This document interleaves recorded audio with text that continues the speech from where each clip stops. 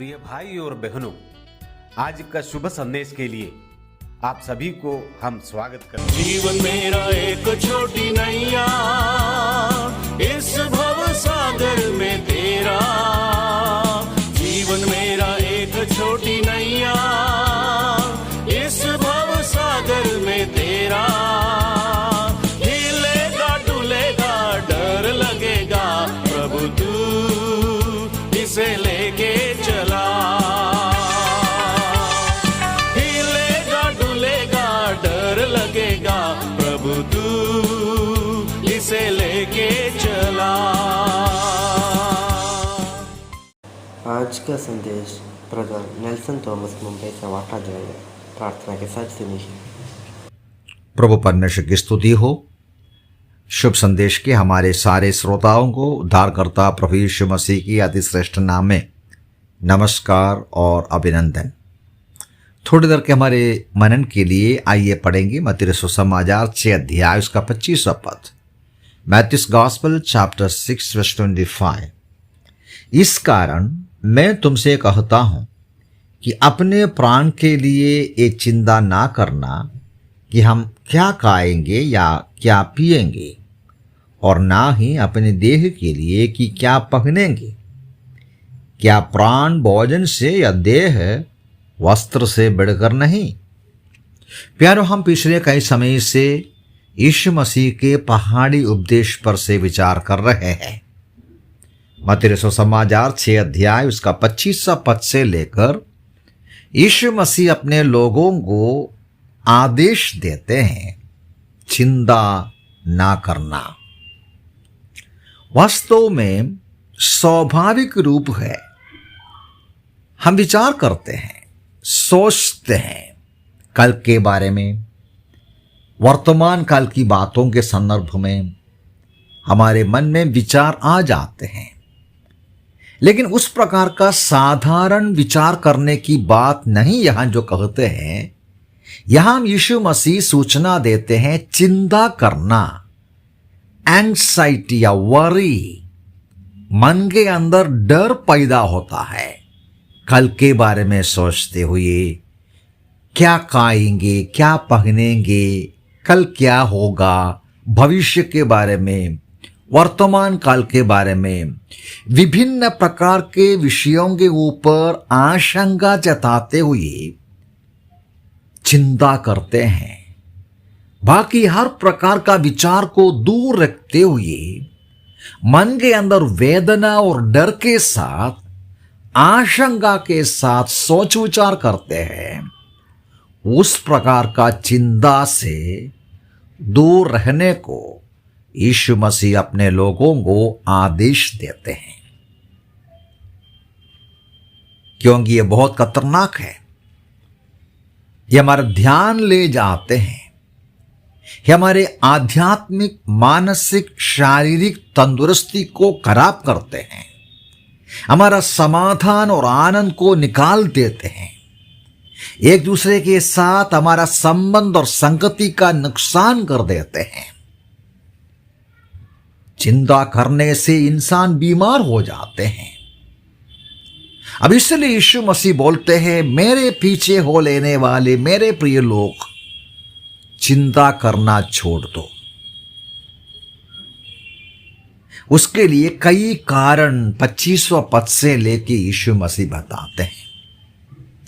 उसमें से 2 विषय पर जल्दी से जल्दी विचार करके हम बंद करेंगे, जो 25वां पद ने उसका सूचना दिया है।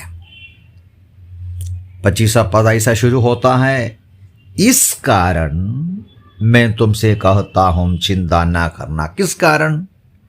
वो 24वां पद के आधार पर। 24वां पद में यीशु मसीह ने बताया, 2 स्वामी की सेवा नहीं कर सकता। हमारा स्वामी स्वर्गीय पिता परमेश्वर जो स्वर्ग में विराजमान है, हम उसकी सेवा करते हैं।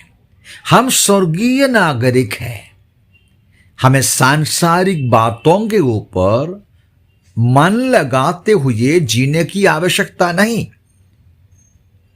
हमारा एक स्वामी है, मालिक है, हमारा एक प्रभु है जिसका हम है। जो स्वामी सब कुछ अपने वश में रखते हैं, हमारे स्वर्गीय में वास करने वाले स्वामी का अपमान होता है यदि हम चिंता करेगा। तो यदि हम चिंता करेगा, व्याकुलता रखेगा, आशंकाएं रखेगा किसी भी विषय के ऊपर, वो इस बात का सूचना देते हैं हम हमारी स्वामी का वचन को नहीं मानते हैं, उनके आदेश का, उनका वायदाओं का विश्वास नहीं करते हैं। प्यारो, नहीं भूलना, हमारा स्वामी प्रभु मास्टर सब कुछ उसका है, हम उसी के हैं। वो हमारी सारी आवश्यकता समय समय पर पूरा करते हैं, सब परिस्थिति का वो नियंत्रण करते हैं।